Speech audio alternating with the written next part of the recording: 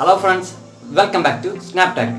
ഒരു ഫോട്ടോയെ നമുക്ക് എങ്ങനെ റീക്രിയേറ്റ് ചെയ്യാമെന്നാണ് ഇന്നത്തെ വീഡിയോയിലൂടെ ഞാൻ നിങ്ങളുമായി ഷെയർ ചെയ്യാൻ പോകുന്നത്. വീഡിയോ മുഴുവനായി കാണാൻ ശ്രമിക്കുക. അതുപോലെ തന്നെ ഇനിയും നിങ്ങൾ എൻ്റെ ചാനൽ സബ്സ്ക്രൈബ് ചെയ്തിട്ടില്ലെങ്കിൽ താഴെ ഒരു ചുവന്ന ബട്ടൺ കാണാം, അത് പ്രസ് ചെയ്യുക. കൂടാതെ തൊട്ടടുത്താണെന്ന ബെൽ ഐക്കൺ കൂടി പ്രസ് ചെയ്യുക.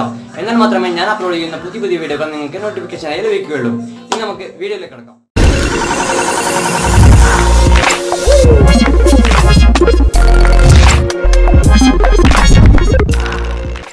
ഇതാണ് റീക്രിയേറ്റ് ചെയ്യാൻ ഉദ്ദേശിക്കുന്ന ഫോട്ടോ. ഇനി ഇതിലുള്ളവയൊക്കെ ഒന്ന് സംഘടിപ്പിക്കണം. അതിനായി ഒരു പ്ലെയർ അത്യാവശ്യമാണ്. അതുപോലെ തന്നെ 2 സ്പാൻഡർ, പക്ഷിക്കൂട് എന്നിവയൊക്കെ സംഘടിപ്പിക്കും. ഉണക്ക കമ്പുകൾക്ക് പകരം ഞാനിവിടെ ഉണങ്ങിയ പുല്ലുകൾ വെച്ചിട്ടാണ് കൂട് നിർമ്മിക്കാൻ പോകുന്നത്. അത്യാവശ്യം കുറച്ച് പുല്ലുകൾ പറിച്ചു വെക്കുക. അതിനുശേഷം നമുക്ക് ആവശ്യമായ ടൂൾസ് എടുക്കണം.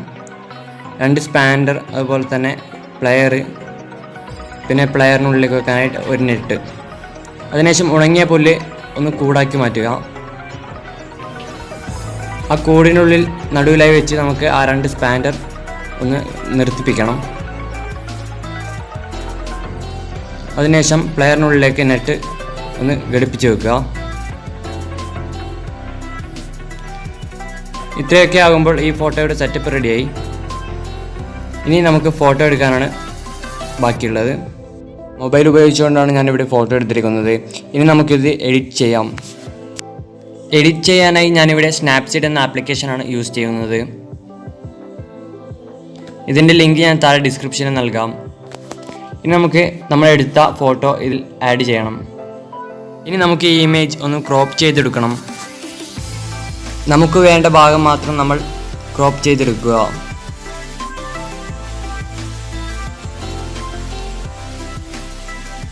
അതിനുശേഷം ഇതിൻ്റെ ബാക്ക്ഗ്രൗണ്ട് ഒന്ന് ചേഞ്ച് ചെയ്യണം. അതിനായി ഡബിൾ എക്സ്പോഷർ എന്ന ടൂൾ യൂസ് ചെയ്യുകയാണ്.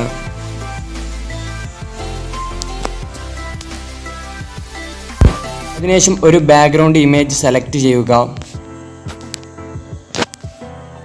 നമ്മുടെ ഇമേജിനനുസരിച്ച് ബാക്ക്ഗ്രൗണ്ട് സെറ്റ് ചെയ്യുക. അതിനുശേഷം അതിൻ്റെ ക്ലാരിറ്റി മുഴുവനായി നൽകുക. ഇപ്പോൾ നമ്മൾ തിരഞ്ഞെടുത്ത ബാക്ക്ഗ്രൗണ്ട് ഇമേജ് ആയിരിക്കും സ്ക്രീനിൽ കാണാൻ സാധിക്കുക.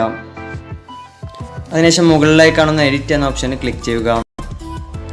അതിൽ നിന്നും വ്യൂ എഡിറ്റ്സ് എന്ന ഓപ്ഷൻ തിരഞ്ഞെടുക്കുക. ശേഷം ഡബിൾ എക്സ്പോഷറിലെ ബ്രഷ് ടൂൾ യൂസ് ചെയ്യുക. ഇപ്പോൾ നമ്മൾ എടുത്ത ചിത്രമാണ് നിങ്ങൾക്ക് സ്ക്രീനിൽ കാണാൻ സാധിക്കുക. അതിനുശേഷം ബാക്ക്ഗ്രൗണ്ട് ഒന്ന് എറേസ് ചെയ്യുക. പരമാവധി സൂം ചെയ്തിട്ട് വേണം ഇറേസ് ചെയ്യാൻ.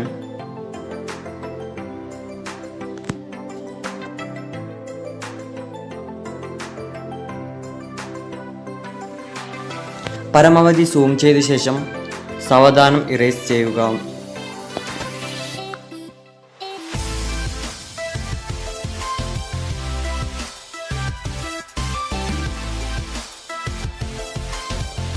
ഇപ്പോൾ നമ്മുടെ ഇമേജിൻ്റെ ബാക്ക്ഗ്രൗണ്ട് ഏകദേശം ഇറേസ് ചെയ്ത് കഴിഞ്ഞിട്ടുണ്ട്.